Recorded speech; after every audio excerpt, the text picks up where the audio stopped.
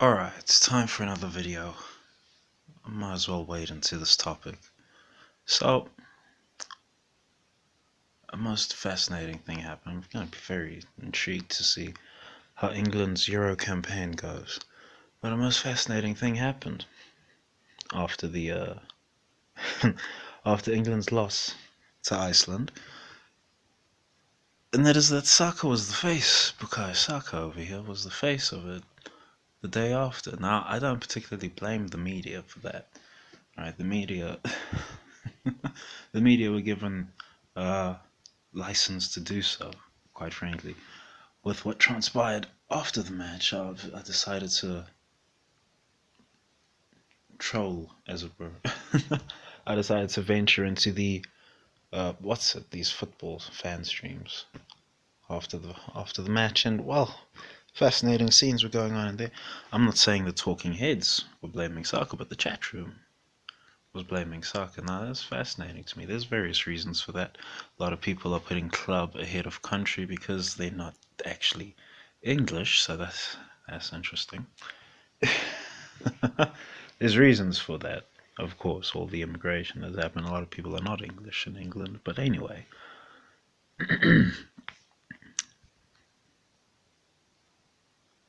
So, well, the media was given free license to make Saka the face of the loss because, well, people were doing so. Civilians were doing so.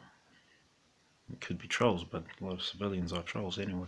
So, civilians were doing so after the game, and they were doing so the day after as well, quite frankly. So, should I blame the media? No, it's not worth it. Saka, by the way, fascinating player, this guy, because he doesn't actually pass the eye test. It vexes them, you know. It really vexed him. It vexed him something fierce.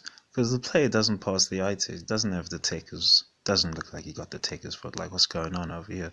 But the way he's like a Thomas Muller, really.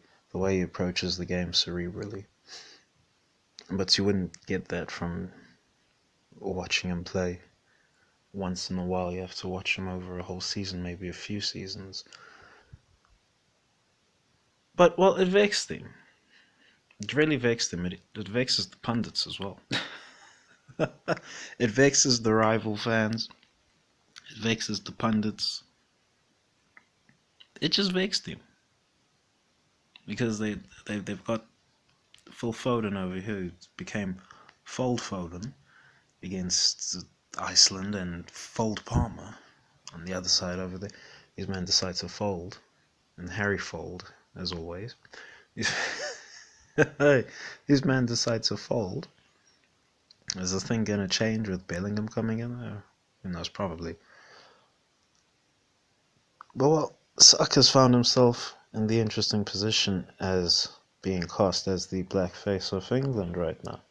So what does that mean? That means, well, when England lose, it's going to be Saka on the front cover, and when England win, it's probably going to be Harry Kane, Phil Foden, and maybe Cole Palmer, if they get him in the picture celebrating a goal. And yeah, that's gonna be the way it's gonna be. Why is it gonna be that way?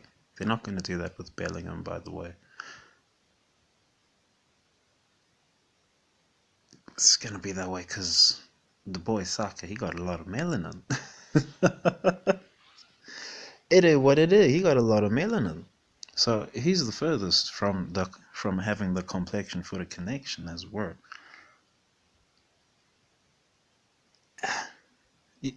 And there's another detail about Saka that vexes the mandem, as it were. There's people, they won't say it out loud. They won't say it out loud, but there's people in the fan base who are vexed. I'll keep using this word. There's people in the fan base, the Arsenal fan base, who are vexed that it was Saka, not Smith Rowe, that made it. They're vexed. If it was going to be one of them, they wanted it to be Smith Rowe, of course. But well, this is just the way things are. This is just the way things are. God's chosen, as it were, over here, Bukayo Saka. Very fascinating player. For whatever reason, when he gets touches on the ball, things happen. For whatever reason. Bellingham, by the way, incredible player. An incredible player, that one.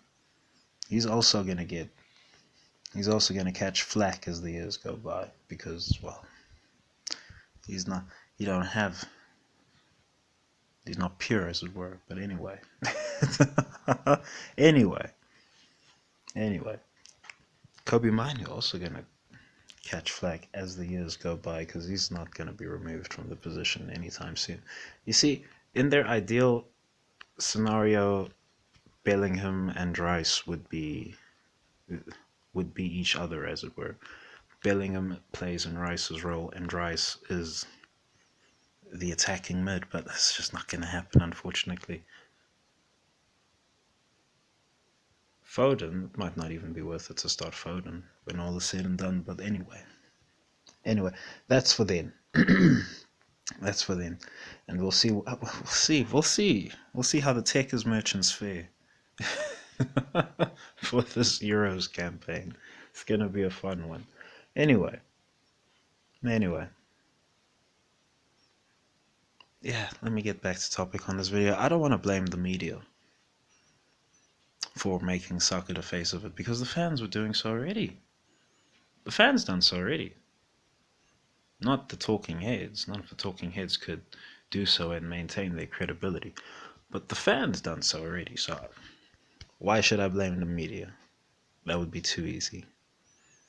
That would be too easy. The media got a green light from somewhere. If you were there, you saw it, you can go watch it in post, but no one's really going to watch shit in post like that. No one's going to watch the live chat in post like that.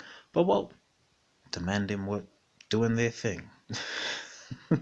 Doing their thing, somehow justifying that they can blame Bukayo Saka for the loss. Various reasons that they probably have that story in their heads, but anyway.